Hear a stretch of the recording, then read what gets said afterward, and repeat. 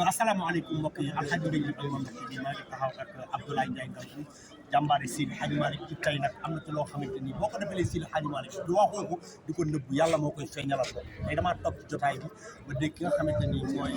Matar Cissé ma dégg mu wax jàmbaar ji Abdoulaye Ndiaye Ngalgou def ko mooy Seydi Hadji Malick mu waxee ni joxe woon na ci 100 millions waaye miir bi nga xamante ni moo wër jumaa ji Abdoulaye Ndiaye Ngalgou moo ko jël en charge sa laaj ci kenn dara Abdoulaye ñu dugal nga wax ne jàmbaar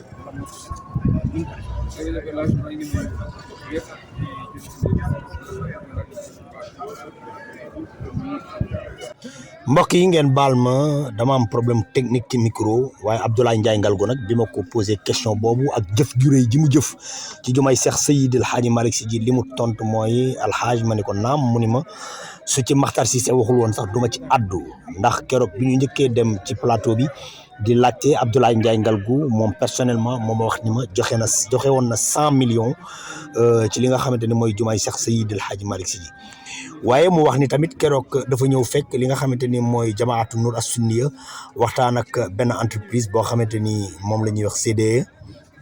ci mur bi nga xamante ni mooy clôture jumaa ji bi ñu ci waxtaanee ba pare CDE facturé ko 250 millions moom Abdoulaye Ndiaye Ngalgou mook entreprise am ñu ñëw xool ko wax ni ñoom dinañ ko jël en charge def ko gratuitement def mur bi def grillage bi te dërëm duñ ko ci fay ba pare mu dolli tamit waxaat moom Abdoulaye Ndiaye Ngalgou wax ni daal moom ak entreprise am jël na décision bépp liggéey boo xamante ni dafa aju ci jàkka ji boo xamante ni entreprise am mën na ko def nañ ci waxtaan ak moom dina ko def ci liggéey boo xamante ni dina yomb ci ñi nga xamante ni ñooy liggéeylu foofu Abdoulaye Ndiaye Ngalgou tamit wax nañ ko mu wax ni moom liggéey bi muy liggéey ci jumaay Seex Seydi El Hadji Malick gi yéeneem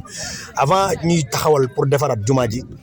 benn bis dafa romb ci jumaa ji xelam dem ci muy wax ci xelam ni daal jumaa ji maa ngi ñaan yàlla boole ma ci ñi nga xamante ni ñoo war defar jumaa ji far yàlla def tabarakallahu moom fukki nit ñi nga xamante ni ñoo bokk ci ñi doon signé pour ñu commencer jumaa ji moom ci la bokk ci jamaatu Nour as-Sunniya moom tabarakallahu ci ñi nga xamante ni ñoom la Serigne Babacar Sy Mouhamadoul Mansour dénk jumaa ji moom Abdoulaye Ndiaye Ngalgou ci la bokk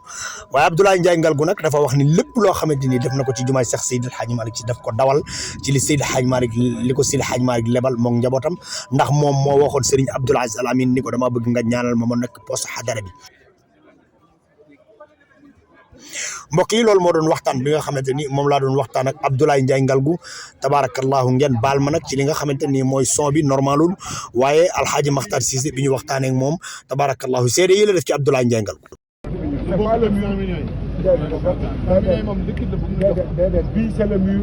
plus les deux portiques plus le local devis de 140 millions 140 millions après moi